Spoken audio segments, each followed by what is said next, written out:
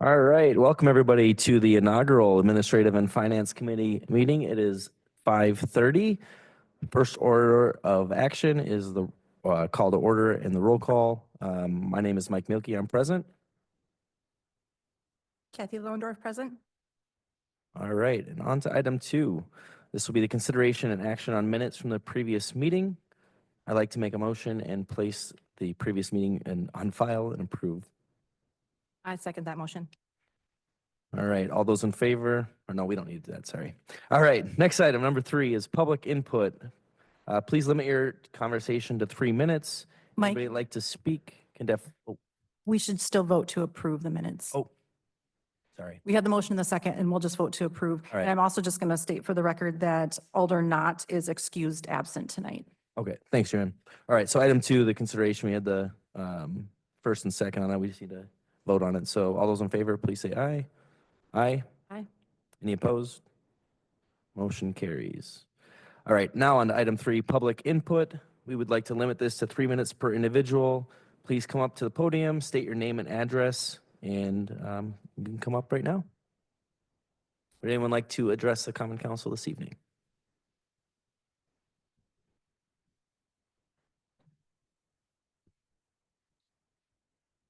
Hello, my name is Rachel King, and I live at 518 Stonebridge Avenue in Onalaska. I'm here tonight to discuss youth substance use, specifically related to hemp-derived THC products.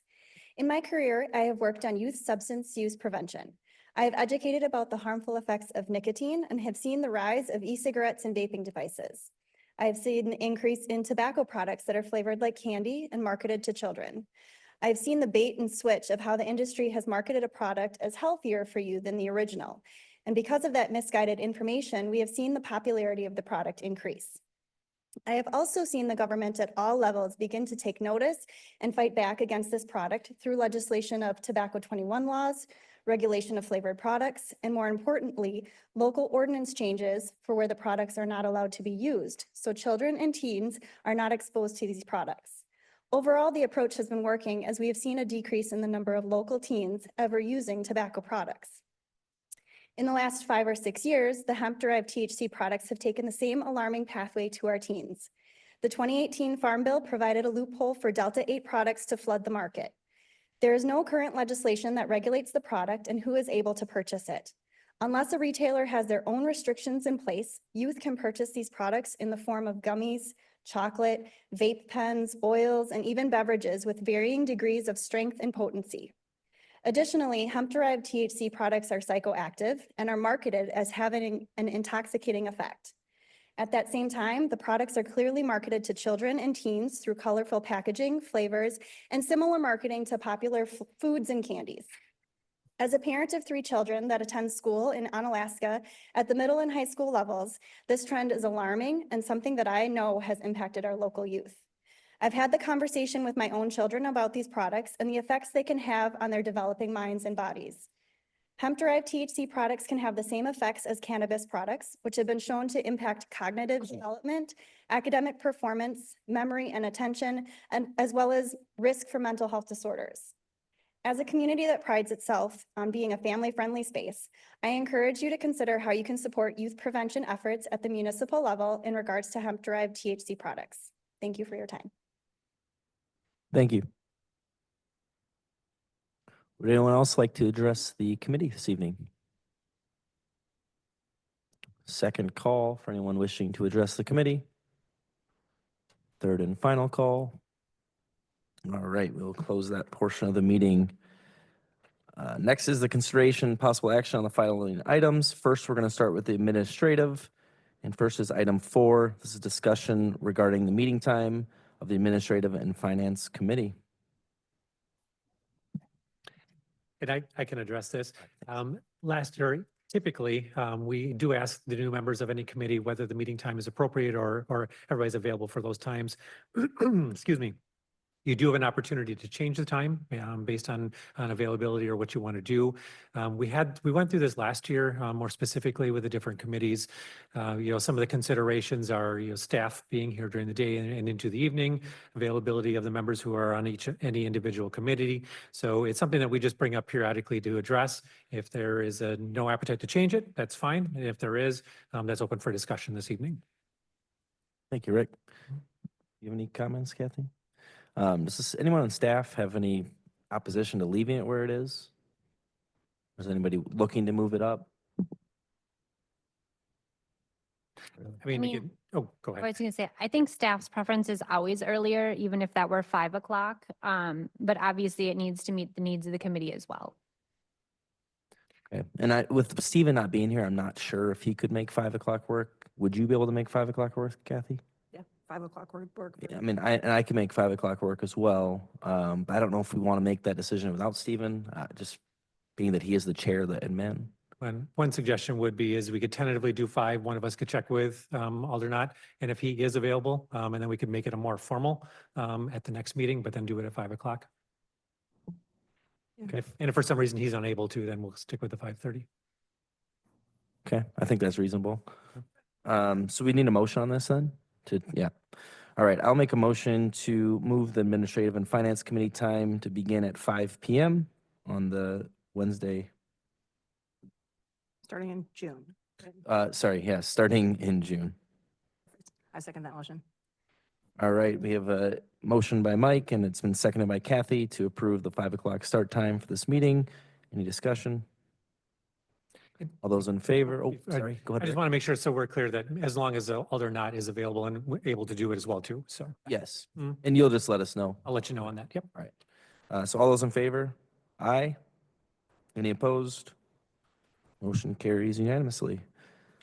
On to item number 5. This will be the recruitment update from our Human Resource Director, Amy Franson. Amy? Good evening. As you can see, we are recruiting for a few positions that are regular full-time positions. We are looking for a planning associate. We have a first review next week on May 12th. We have since posted our planning office specialist. That deadline's on April 27th. And our parks labor, we're doing a first review of applications on May 19th. And then in addition to our various seasonal positions. Very nice. Thank you, Amy. Kathy, you have any questions for Amy? No? All right. All right, on to item number 6. This will be the special event permit for the Great River Harley Davidson for grand reopening event on Saturday, June 21st, 2025, taking place at 1116 Oak Forest Drive in Onalaska. And I've already read everything about this, so I would like to make a motion to approve. I'll second that motion. All right, we have a motion by Mike and it's been seconded by Kathy. Any discussion? Not seeing any, we will take a vote. All those in favor? Aye. Aye. Any opposed? Motion carries unanimously. On to item 7. This is a special event permit for Onalaska Enhancement Foundation for Celebrate Onalaska on Saturday, June 28th, 2025, taking place at Van Riper Park, 206 Riders Club Road, the Onalaska Omni Center also at 255 Riders Club Road, and the Onalaska School District Soccer Fields, 413 Riders Club Road, Onalaska. And with all that being said, I will make a motion to approve this as well. I second that. All right, we have a motion by Mike. It's been seconded by Kathy. Any discussion? All those in favor? Aye. Aye. Any opposed? Motion carries unanimously. All right, on to item number 8. This is an amplified device permit for Onalaska Enhancement Foundation for a variance to the noise ordinance at Celebrate Onalaska until 11:30 p.m. for a band to perform on Saturday, June 28th, 2025. I will make a motion to approve this as well. Second. All right, we have a motion by Mike and a second by Kathy. Is there any discussion? Not seeing anything. We will take a vote. All those in favor? Aye. Aye. Any opposed? Motion carries unanimously. All right, item 9, it's Class B malt beverage and Class C wine license application for Legacy Hotel LLC, doing business as Holiday Inn Express and Suites in Onalaska, located at 2614 Midwest Drive. This will be from May 14th, 2025 until June 30th, 2025. Joanne, you don't have anything to add to this? It's already in the memo. Okay. I don't, Um, but if you have any questions, I am Yep. willing to help. I'll make a motion to approve item 9. A second? We have a motion by Mike to approve and a second by Kathy. Any discussion? Not seeing any. We will take a vote. All those in Mhm. favor? There's me. Aye. Thank you. Any See you Any later. opposed? Motion carries unanimously. All right, and item number 10, this would be for the Class B malt beverage license application for Ram Laken LLC DBA, doing business as Baymont by Wyndham. It's located at 3300 North Kinney Cooley Road. This would be from May 14th, 2025 until June 30th, 2025. And with that, I will make a motion to approve this as well. A second? All right, we have a motion by Mike. It's been seconded by Kathy. Any discussion? Not seeing or hearing any, we will take a vote. All those in favor? Aye. Aye. Any opposed? Motion carries unanimously. All right, next is item number 11. This is the appointment of agents for alcohol licenses. First, or I'm going to read them in order, and then we're going to do one motion on this. Item A would be for Jamin Patel for Legacy Hotel LLC. This is doing business as Holiday Inn Express and Suites in Onalaska, located at 2614 Midwest Drive. We also have Dava Patel for Ram Laken LLC, doing business as Baymont by Wyndham, located at 3300 North Kinney Cooley Road. And we also have Jonathan Alaquin for Blazing Wings, doing business as Buffalo Wild Wings, located at 3132 Marketplace. With all this being approved or recommended for approval, I will make a motion to approve as well. A second? We have a motion by Mike, and it's been seconded by Kathy to approve. Any discussion? All those in favor? Aye. Aye. Any opposed? Motion carries unanimously. All right, next we will move on to item 12. This is ordinance 1814-2025. This is to amend section 7.04.13 of Title VII of the Code of Ordinances for the City of Onalaska related to keeping of chickens. And I will hand this over to our city attorney, Amanda Jackson. Thank you. So this ordinance was actually requested by a citizen if the city would be willing to look at increasing the number of chickens allowed under our ordinance. As I'm sure some of you are aware, that's been a bit of an egg crisis this year, and I guess 3 chickens does not lay that many eggs. But we were relatively conservative when we passed this ordinance initially, and we knew that when we selected 3, it was sort of a test drive to see how it's gone. We've not had issues with the ordinances. We have not had complaints related to the people that have the chickens. And so we feel there's no reason, not to increase this up to 6. Our neighboring city to the south allows 8 now. They also started out with the last, I think, 4, and they have since doubled it. So I feel like this is a reasonable request. And so city staff drafted the ordinance accordingly. And then there was one kind of minor cleanup just related to kind of setbacks based on some of the issues we've run into in improving these applications. All right, thank you, Amanda. With that, would you like to make a I just had a question. I noted in here, this also removes the requirement of the neighbor's approval. So really, the neighbors have never really been required to, well, I guess one time we've had a neighbor complain, but it's more like we don't make you go get signatures from your neighbors. We let your neighbors know this is happening. And then if they come to us with concerns, we would take those into account. But we've only ever had one applicant have a neighbor, and that was a rental property. And not saying that rental properties can't have chickens, but in that particular situation, we had some neighbor concerns, but otherwise we've never had anybody respond. And quite frankly, we're spending money and time sending letters to the neighbors, and thus far, it doesn't seem like it's a necessary thing. Thank you for that clarification. I would like to motion to approve this. And I will second. We have a motion by Kathy to approve. It's been seconded by Mike. Any discussion? I guess I just have a little discussion. I like how we have this in here that we have certain structures need to be taken care of. We need to maintain those to continue. I did see something about rats not being allowed, being able to create an infestation. So I do appreciate everyone looking over this and kind of redoing it. I also don't really see an issue with going to 6, especially if we haven't had many complaints yet, or pretty much sounds like not many at all than 1. And then we also have the guidelines in here that if there's complaints, if it's a nuisance, if there's 3 of them within a year, at that point we will have some other ordinances or things coming into place to kind of take care of that. So that's all I had to talk about. Katie? Just to note, the neighbors will still be notified that chickens are being approved. Okay. And then that is their avenue so that if they do have a concern, they know how to get a hold of the city, if that's there. Do we know how many we have, or how many people have these in town? About 20. 20. Okay. 20 households or 20 households, Okay. yeah. Any other discussion? Not seeing any, we will take a vote. All those in favor? Aye. Aye. Any opposed? Motion carries unanimously. On to item 13. This is ordinance 1815-2025. This would be to amend section 2.04.15 of Title II of the Code of Ordinances of the City of Onalaska relating to the Community Development Authority.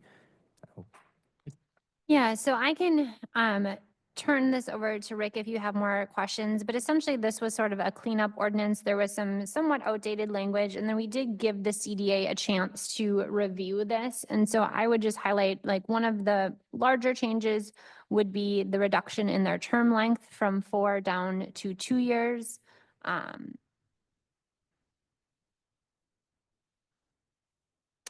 They did clarify that the chairperson and vice chairperson would not be a common council member. Should they hire any employees, that would be through the city's normal recruitment process. It had some kind of outdated languages in there. The city administrator is the liaison to the CDA, but that was not in the ordinance, so that was added. But in general, it's mostly sort of cleanup language. And I would agree too. A lot of it was cleanup language. Me being the liaison, that's part of my job description. And so that's why we put that in the ordinance as well. But otherwise, as the things that Amanda has pointed out, the CDA looked at this over the last couple of months, and this is what is coming forward. Thank you, Rick. Thank you, Amanda. Any other comments from you guys? Are you good? All right. So I will make a motion to approve the ordinance 1815-2025 to amend the section 2.04.15. I second. We have a motion by Mike. It's been seconded by Kathy to approve. Any discussion? What do you think, Kathy? I guess one thing I like in here is that we're changing it from 4 to 2 because our term is 2 years as a alder. So I think it makes sense. Is that being kind of cleaned up in the language? Other than that, I think everything in here looks good to me. With that being said, all those in favor? Aye. Any opposed? Motion carries unanimously. On to item 14. This is ordinance 1816-2025. And this will be to amend the Division 6 of Chapter 3 of Title 7 of the Code of Ordinances of the City of Onalaska relating to the taxi cab regulations and create a new ordinance related to mobile food vendors. Okay, so I'm gonna talk about this sort of in 2 parts. So the first part is the removal of the taxi cab regulations. And this is something that Joanne and I have discussed kind of on and off for the last at least year or so. And so right now, if you are a Lyft driver, if you are an Uber driver, you're not subject to these taxi cab regulations. And so we felt like we were adding an extra layer of sort of burden on our taxi cab companies that their competition was not having to go through. And so, we felt like they obviously still, have insurance and all the other things that taxi cabs needs to do, but they didn't necessarily need to get local approval since we weren't requiring that of Uber and Lyft. And so we felt it was appropriate to remove those regulations and sort of one more step in what they need to do on an annual basis, as well as additional fees and application permits that they would have to pay that are not not being required of your Door Dashers, your Ubers, your Lyfts, and others.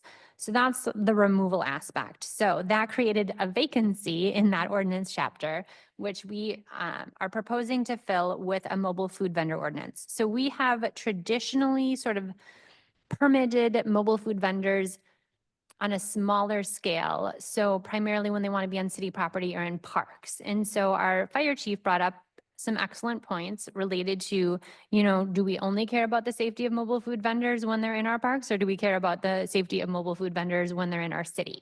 And so, he looks at things like, do they have fire extinguishers? If they have a generator, is that in a proper storage container? How are they treating outlets? We don't want them to dump their gray water down our sewer systems. And all of those things are things that are important no matter where in the city you're located. And so we basically have made a license procedure for mobile food vendors where they would come in and get a city license, show us that they, have gone through the steps to get the necessary county health permit. We would do a fire inspection to make sure that they have everything set in place. These are very common throughout the state. Lots of communities have them. La Crosse has one. And so we looked at all different communities, all different community applications, and we kind of came up with this one as, being reasonable. We did exempt lemonade stands. I did have that question. So this would not apply to a child selling, candy, lemonade, on their own property, but really is targeted at, those food trucks or mobile food. We've seen everything these days. People will convert a bike into a mobile food sale. Or, like the chief said, people will buy like a van and they'll try to convert that, but they won't necessarily do it in a way, that meets fire safety concerns. So just trying to keep our community safe.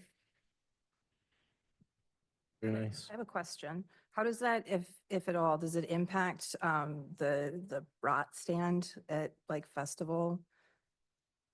Because does that fall under the non-mobile? That's already being addressed with the regular fire inspection. Okay. Yeah. Perfect, thank you. Does that have anything to do with private property? Because I know like if like, for instance, somebody wants to host a food truck at their place, it can be in their space as long as it's private property, I guess. Is that similar? It can, but under this, that food truck would still need a license to operate in the city of Onalaska. Right. I mean, the brat stand's a little bit different in the sense that it's not a mobile food vendor. I mean, those are essentially mostly permanent structures, and they tend to operate with grills. So I think I can let the chief talk, but I think that would be a different ordinance section. Right. Yeah, that's, like I said, that's already being addressed with the regular fire inspection that those places get generally twice per year. So. And like the coffee truck is considered a food vendor as well, correct? Yeah, so like the coffee truck would need a mobile food vending license. Okay. And do you know if currently a lot of those people have those? The coffee truck does have what we currently have because they park at the Omni Center during certain events throughout the year. So they should be getting that on a yearly basis. So they would no longer need that permit. They would move to this license. Other ones, I don't know that we have a lot. Is there a specified time for any currently in business mobile food trucks that would have, like, is there a time frame in which they have to have a license? Currently, Or is we're this- doing it on an annual basis, the current system that we have. Okay, so they already have something in place. Yeah, we do have, Specific. we've had some reach out to us, and knowing that we were looking at changing this, we did not have them move forward because we're looking at changing the ordinance and stuff that they have. And it is our intent to proactively alert mobile food vendors. So if it's a mobile food vendor we're aware of, like Betty's Tacos, Apothic, some of those regular ones, we will proactively send letters out to let them know of this change. Okay. And is this, last question for me, is this something common in most cities, I'm guessing? Yes, yeah, we looked at numerous ones, both to create the ordinance and to do the corresponding application that will go with it. I mean, everywhere from Appleton to Eau Claire to La Crosse, and even smaller municipalities. Okay. Well, I guess I'll make a motion to approve ordinance 1816-2025. I actually just have one more question, sorry. Let's just, Um, let's get that. Okay, yep. Okay, I do motion approve. Any discussion? Go ahead. My only other question was, is there a fee for the licensure or is it just There will be, we're gonna address that later under finance. perfect? Thank you. I just had one other discussion relating back to the first portion of this with the taxi regulations. It seems pretty, I guess, clear to me that we should most likely do this to kind of not create a competitive advantage for other folks. Again, kind of similar to my other question, is this something similar other cities are doing as well? Do we know? As far as eliminating taxi, As far as these like extra regulations in our city, is this something that's common that other cities are doing as well? I'm just out of curiosity, or do you know? I would say that like the smaller municipalities don't have any regulation for taxis. So it really would be your larger municipalities, but we're finding personally that there are fewer and fewer taxi companies just because of the competition. So in order to give them an equal field, we felt that we were almost over-regulating them in order to stay in business. Yeah, I agree. Any other discussion? Anybody else? Chair, this All is right. Wolf. Can All I those ask in a question? favor? Aye. Any opposed? Motion carries unanimously. Oh, Oh. Miss Wolf Oh, sorry. is online and has a question. I had a new- Diane, I don't know, I can't hear you. Can you hear me now? I No. cannot hear you yet. Oh, that's too bad. Amanda? Hold on, give me 1 second. Let me make sure it's not something on my end.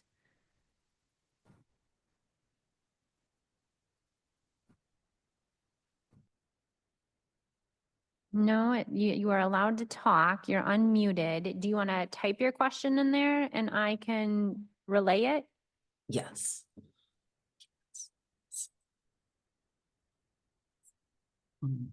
She's going to type her question in.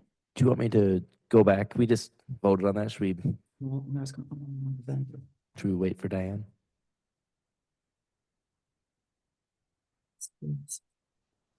She wants to know if there is a current mobile food vendor policy and procedures manual, and does this ordinance replace that? Yes, we do have policies, procedures, how we handle it. It's actually listed on our website. And this would change because the park and rec would not be involved unless they're going to come to a park facility. This will all be run through the city clerk and fire department.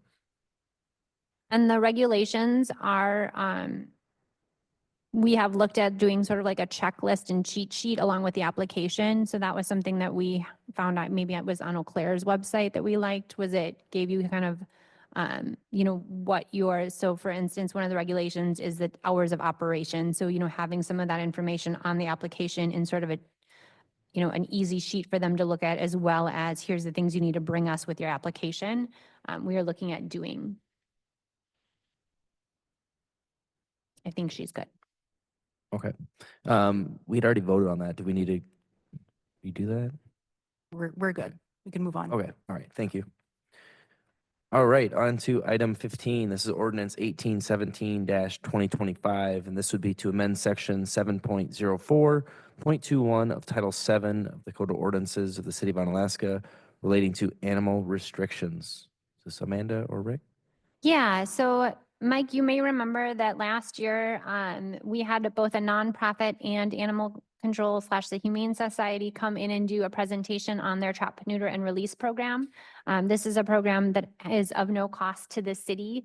Basically, it's sort of self-reported. So if there is a community of cats in some area of the city, they call the Humane Society. The Humane Society will either themselves or along with this nonprofit go out to the extent they are able. And if they're able to get a hold of the cats, then they will basically trap, neuter, spay them, vaccinate them. They do tip their ears, and then they release them back into the community with the idea that if they're adoptable, I should caveat, they will adopt them out. So if they are friendly enough that they could be adopted, they will adopt them out. If not, they will release them back to the area that they came from. But there are studies that show that even though they're releasing them back to where they are, this does help reduce the cat population by spaying and neutering them. Thank you, Amanda. Rick, you have anything to add to that? No? Okay. All right, I will make a motion to approve ordinance 1817-2025. Second. All right, we have a motion by Mike. It's been seconded by Kathy. Any discussion? Yes, one of the questions I had was related to the funding, but our city attorney already answered that question. And I do remember that presentation. It does seem like a great thing for our city, and it's a great benefit to, I guess, everyone, in my opinion. So with that, I guess, all those in favor? Aye. Aye. Any opposed? Motion carries unanimous. Next item is item 16. This is ordinance 1818-2025, and this is to annex land located in part of the northeast quarter of the southwest quarter and being part of the northwest quarter of the southwest quarter, all in section 29, township 17 north, range 7 west from the town of Onalaska to the city of Onalaska. I will turn this over to Katie, who can tell you all about it, including that it created a new ward. It's the next one. Oh, that's the next one? Never That's the mind. Next month. Okay. Before you this evening is an annexation petition of a single-family dwelling. The property is directly adjacent to the city of Onalaska. They have failing utilities and they are looking to annex into our community. It was unanimously approved at the Plan Commission meeting. Thank you, Katie. All right, with that, I guess I will make a motion to approve ordinance 1818-2025. A second. We have a motion by Mike. It's been seconded by Kathy. Any discussion? All those in favor? Aye. Aye. Any opposed? Motion carries unanimously.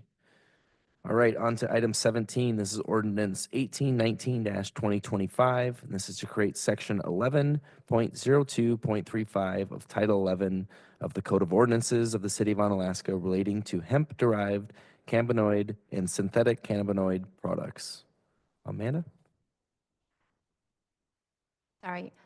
So as I put in my memo related to this, so this was a presentation that La Crosse County did at a recent local government meeting at the end of last year.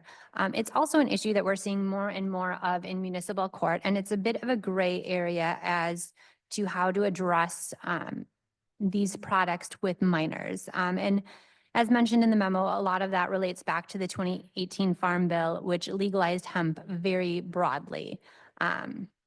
And so what we're looking at doing is restricting sales and possession of those products in the under 21 age group. And really the idea behind that is to keep it out of the schools. And so we opted to go with 21 as opposed to 18 because it aligns it with the drinking age. If you are on an IEP, you can be in school up to around the age of 21. It's also not uncommon for seniors to be 18 during their senior year. And so really to keep this, out of our schools, we felt like 21 was the best age to go with. But we looked at several ordinances around the state. There's a lot of great information, in the documents provided as to the benefits of the ordinance and concerns related to these products with minors. But that is sort of the background on this. If you have any specific questions, we do have representatives from the health department here tonight as well. Okay.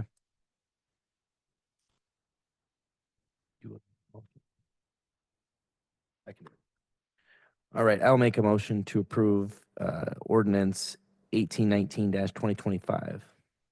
A second. All right, it's been a motion by Mike. It's been seconded by Kathy, and I will open up this for discussion. I guess I have a few things that I'd like to just chat about. Currently, I looked at a few of these products, and a lot of them do say 21 plus on the product, from what I noticed. Right now, could a retailer sell it to somebody that's 18? Yes. Really? Wow. Okay, did not know that. Another thing I was wondering about is, I guess with our Assistant Chief Berg here, I'm sorry, I put you on the spot. But I'm just wondering about, like OWIs with these kinds of products, right? It's still considered something that could create an OWI, correct? So that would fall under operating under the influence? Yes. Okay. I just wanted to be sure that that's something that we are, because obviously like, cannabis or alcohol is already something that we have this for, but I just want to be sure this was also covered under that it wasn't a loophole, that would be something where it's kind of a gray area and we can't really look at that. So I'm just curious. Well, I think there's a lot of gray areas when it comes to these types of products, Mhm. but technically it is illegal to operate under the influence. I don't know if you have anything to add to that on the prosecuting side. No, I mean, I would just echo what you said in the sense that there's a lot of gray area. I mean, is there anything that we could do to clean that up, or it's just kind of how it is since 2018 Farm Bill? Petition our federal legislatures to make clear guidelines as to what they would like to allow and disallow. Okay. All right. Thanks, Chief. Assistant Chief. I just wanted to just ask you that question quick. Let's see. I guess one other thing I did notice when I went and just kind of did like some market research on this to look around, I did notice there are doors and a lot of times there's stickers on there that are saying this, but we are going to basically require this with this ordinance that people have to notify that this is this product. Yeah, so right now it's sort of self-regulatory, right? You have businesses that choose not to sell these products to 21-year-olds or to under 21-year-olds, or, they could choose not to sell it to under 18-year-olds, but it is really sort of their choice at this point. Okay. I guess I have one other thing to ask about relating to the fine structure for this penalty. It can be fined not more than $500. Yeah, so that's very common language in almost all of our ordinances. And so if you look at item 19, we actually propose a series of forfeitures for first offense, second offense, third offense within 1 year. We also often offer programs where if you do education, we will lower those. So the first offense for possession is being proposed at $124. So nowhere near that $500 mark. And then it sort of escalates from there. And again, we haven't gotten to the weeds of this yet, but it may be something so like underage drinking, possession as a juvenile, of drug paraphernalia, all of those we have we call them alternate sentencing, but basically alternate education programs that we offer them that they can reduce their ticket down to very nominal amounts if they take some sort of education material. Okay, thank you. Did Dan have anything online to add to this? I just wanted Mayor Kim. Yeah, thank you. I just wanted to add a comment and a question. First of all, I just want to say that this is a topic that I didn't really know that much about until the county did a presentation on it at something I was at. And I just was really surprised at how so many of these products like literally look like candy. And then once I became more aware of the products and then saw them in stores, and I could see where the opportunity really was very present for younger people to be purchasing these. I became concerned about it. So that's kind of more where my worry is at, rather than those, the 21-year-old people. But I have a question, maybe either to Amanda or the county representative that's here. What progress is being made at the county level or maybe even at the state level? Because I feel like I do support this. Don't get me wrong there. But it is difficult when we take these actions at the local level because, especially at most places, but including here in Onalaska, it's difficult to know where it's Onalaska, where is it La Crosse? Our borders are not clear. And so it's always better if these things are implemented regionally. So I just wonder how the progress is going, in our region. Maybe Amanda or someone can answer that. Thank you. West Salem is going to adopt a mirroring ordinance. That is their intent. Obviously, it's the will of the village board, but they are bringing forward an identical ordinance for consideration. I did reach out to Holman as well as the city of La Crosse, but have not heard back from either of those. I don't know, Rachel or Audra, if you.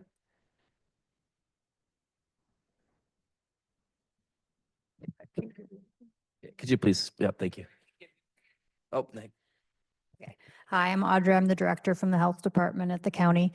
I would say that county by county, you're right now it is going county by county. North of us, Clark County has adopted and pretty much gone through all of their municipalities. And I think felt it pretty successful to have it supported in their community. I know there's other counties across the state, but it's kind of here and there right now. But there is more discussion going on in associations to raise it and also to talk to legislators at a county level. You would be the first to adopt. And as you said, there's multiple others, and the county also is interested and will be doing a presentation to our board in the next couple of months. Thank you. I do appreciate us really digging into this because I do, especially listen to Rachel from our public input earlier. It is something affecting our schools, our whole population. So I do appreciate that. And to make our school resource officers' job a little bit easier and more clear cut, it would be nice as well. Any other discussion? I'd just like to add that I think that it helps to reinforce what the kids are learning through the DARE program in elementary school as well. They're kind of getting exposed to this stuff. And to the point of, marketing, and it looks like candy, like the actual product itself often does too. So unfortunately, that's kind of an issue all the way around, I think. But I do support the idea of making sure that our kids aren't being exposed and getting access to this kind of stuff. Any other discussion? Not seen any. I will go to a vote with this. All those in favor? Aye. Any opposed? Motion carries unanimously. All right, on to item 18. This is ordinance 1820-2025, and this will be to amend the Division 4, Chapter 3 of Title 7 of the Code of Ordinances of the City of Onalaska related to fireworks licensing. Amanda? Yes, so we have previously allowed very limited fireworks sales in the city. Essentially, tent sales have been allowed with a proper permit, but only really selling what are allowed fireworks. So nothing that goes off the ground. So it's basically like your fountains, your snakes, your sparklers, and things like that. And so we've had a few different problems pop up and a few different requests come in. And so one, these tents have concerns in and of themselves. Like one, how are you securing the merchandise in a tent, especially when your material is highly flammable? It often leads to people either sleeping in the tents or sleeping in cars next to it, which isn't great either. We've had 2 different people request this permit this year, and they want to sell them out of containers. So think of like your storage pod. Well, we don't allow storage pods in the city of Onalaska. And interestingly enough, one of the people we recently talked to said it's kind of clear that you don't want these in your community. It'd be a lot easier if you would actually just expressly state that rather than, make us dig through this ordinance, try to, surmise what may or may not be allowed. And then, the container thing's in a totally different section of the ordinance. And so they thought they could have a container sale. And so we actually took their advice and we said, you know what? We, based on prior feedback of councils in the past and our, fire department's position, we think it's probably easiest just to not allow fireworks sales in the city of Onalaska. And so that is what Section A is. It basically removes the ability to have any tent sales or other outside display sales of fireworks. What you can still have is your Menards, your Target, your Sam's Club that are selling those allowed fireworks can still exist. So you can still go and buy sparklers at Target or Sam's Club or little fountains, things like that. This is really just like the exterior sales that you see in like parking lots. And then we had the hairball event, which was quite a success recently. But brought up a few questions related to pyrotechnics. And so we felt like we didn't necessarily think that it was appropriate as the city to get a fireworks permit for hairball to have pyrotechnics, but really the way our ordinance was written, that was sort of like the best option. And so we just wanted to clarify that, an event involving pyrotechnics that is occurring at the City of Onalaska's Omni Center or at a city-sponsored event where the fire chief has approved the use of pyrotechnics is allowed. And so there are considerations, which is why the fire chief would have to weigh in. For example, we had to address the sprinkler system at the Omni Center to make sure that all of the lovely concert goers did not get soaked as a result of those pyrotechnics. And so there are different things that we would have to consider. And so I think, each one will be evaluated by the fire department, but don't know that they need to go through, hoops to get any kind of permit or anything. Thank you, Amanda. All right. I will make a motion to approve ordinance 1820-2025. All right, it's I been, second. we've had a motion by Mike. It's been seconded by Kathy for ordinance 1820-2025. Any discussion? Do you have anything? One question I had was, with this, I'm just looking at like revenues, by having any of those stands in the past in our city, We haven't had one in 6 years. we haven't had one in 6 I years. was going to ask about that. I think the only ones that are happening right now are in the town of Onalaska and the lacrosse at the mall. Usually they have one in the parking lot. That's kind of, okay, perfect. So I have no issue with that. Any other discussion? No. All right, I will, I guess all those in favor? Aye. Aye. Any opposed? Nay. Motion carries unanimously. All right, that concludes the administrative portion of our meeting. Next, we're gonna like to welcome you all to the finance portion. The first item will be item 19, the updates the 2025 fee schedule and schedule of deposits.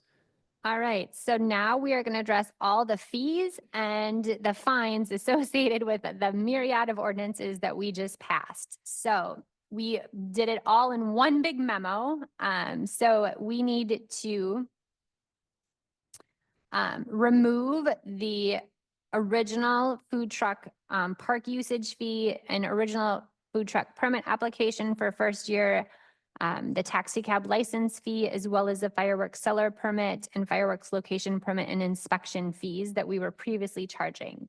We need to add to the fee schedule the mobile food vendor license fee, which if you notice mirrors the food truck park usage fee. So that fee did not increase. And in fact, is slightly less because there was a usage fee and then an application fee. We also just have one correction in that we noticed that somehow the sidewalk cafe permit never made it onto the fee schedule. It's on the application, people are paying it, but somehow it got left off that. So we just added the sidewalk cafe permit, which has always been $100 for the first year and $20 for the renewal. Which we currently only have one individual that applies for that permit. And then going to the amendment to the schedule of deposits. So the schedule of deposits is kind of a funny name, but really that's basically our master list of fines and forfeitures related to ordinance violations in the city. And so we need to remove the ordinance fines related to taxi cabs. We need to add a penalty if you don't have a mobile food vendor license, and you're required to, so if you're operating in the city. And then we need to add those fines related to the hemp and synthetic cannabinoids. So as I mentioned, under the ordinance, your first offense would be $124, then second offense, $187, third is $691. Again, that's all in 12 months. So you would have to have all of those in 12 months to have those escalating fines. We put the sale to persons under 21 prohibited at $376, sale to require age verification at $124, vending machines, if you have illegal vending machines at $376, and then if you fail to have the proper signs and notices at $98.80. And then we have one other change under that, and that is the sale of alcoholic beverages to underage persons. We are proposing to increase that fine from $187 to $376. And the reason, and it's in the memo, is that when we were reviewing the schedule of deposit, it was felt that if you have a sale to a minor for alcohol, the fine should match. So the underage person who's receiving a $376 fine, the person selling them the alcohol should at least have the same fine as opposed to a reduced fine. And so we're upping that from 187 to 376 to match the fine the minor would receive.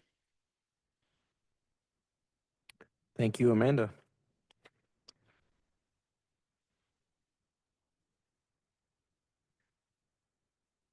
So I guess I'll make a motion to approve the updated 2025 fee schedule and schedule of deposits.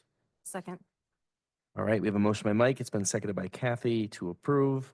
Any discussion? Oh, go ahead, Larry.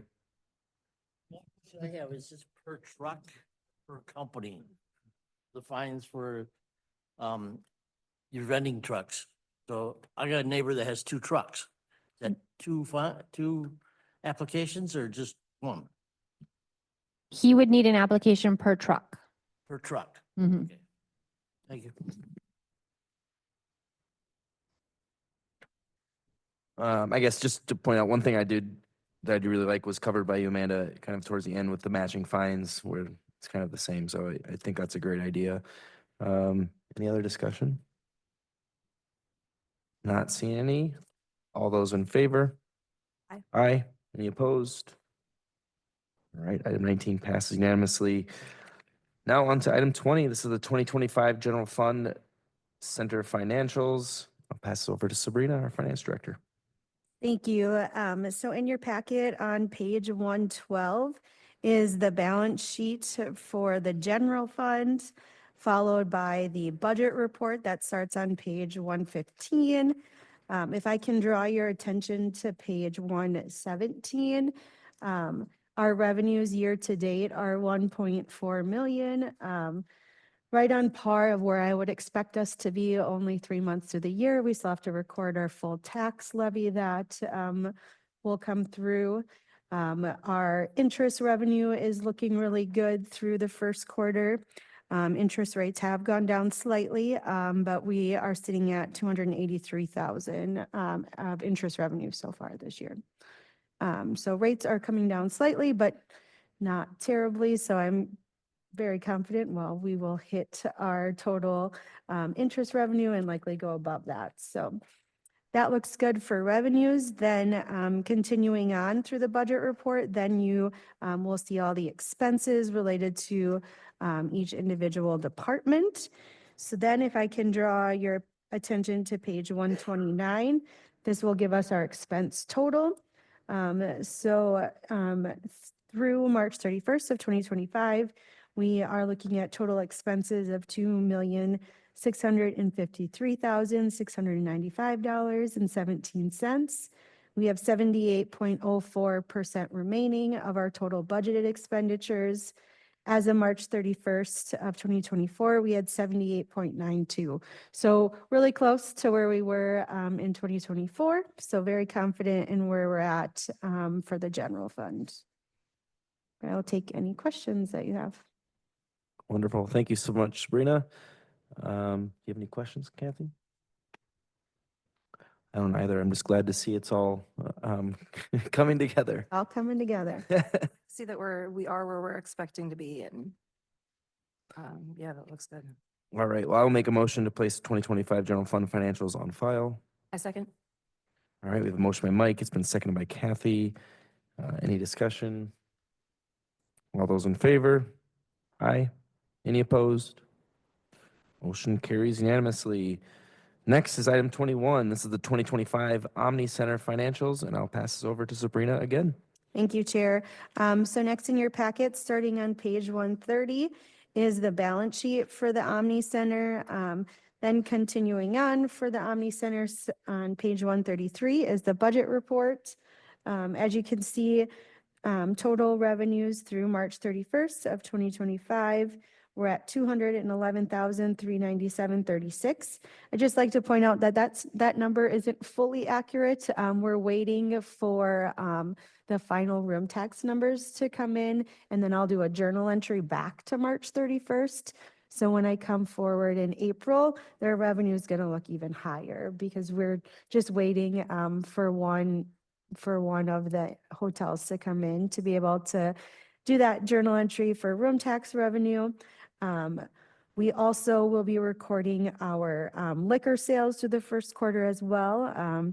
Meeting with Justin and Dan later this week to kind of finalize those numbers. So very confident in where we're at for revenues, even without recording the liquor sales through the first quarter and room tax. If I can draw your attention to page 135 in regards to total expenses.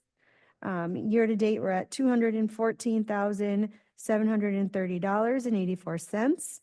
And we have 73.76 remaining of our total budgeted expenditures.